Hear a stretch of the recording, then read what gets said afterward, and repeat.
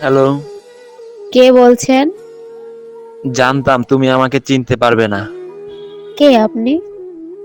তোমার সেই পাগল, যে তোমাকে পাগলের মতো ভালোবাসতো। ওহ, আপনি তো ফোন দিয়েছেন কেন? আমি ফোন রাখলাম। একটু দাঁড়াও, একটু কথা বলবো শুধু। আমি অপরিচিত কারোর সাথে কথা বলি না। এক সময় তো অনেক পরিচিত ভাবতে আমাকে, তাই না? কালকে তোমার বিয়ে, তাই না? শুনেছেন তাহলে আবার বলছেন কেন? তোমার মুখ থেকেই শুনতে চাই। হুম, ঠিকই শুনেছেন। কাল আমার বিয়ে। কি কি বলবেন? তাড়াতাড়ি বলেন।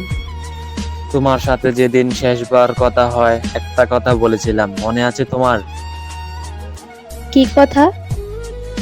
ও, মনে নেই? বলেছিলাম তোমার যেদিন বিয়ে হবে সেদিন আমিও এই দুনিয়া থেকে হারিয়ে যাব। দেখেন, শুধু শুধু পাগলামি করেন না। সত্যি আমার কপালটা একেবারেই খারাপ।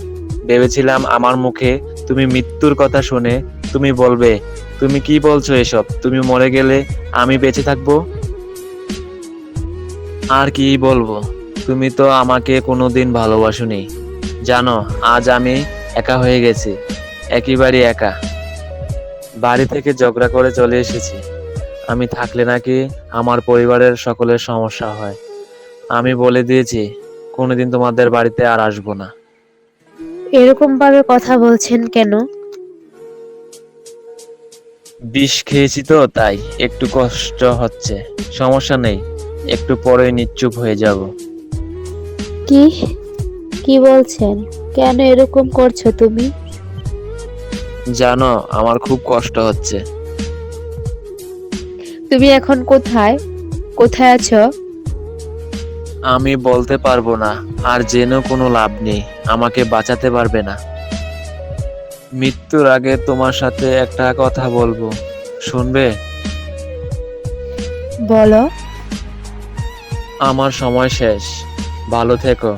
জানো, আমার খুব কষ্ট হচ্ছে, আর নিজের প্রতি যত্ন নিও। কেন এরকম করলে তুমি?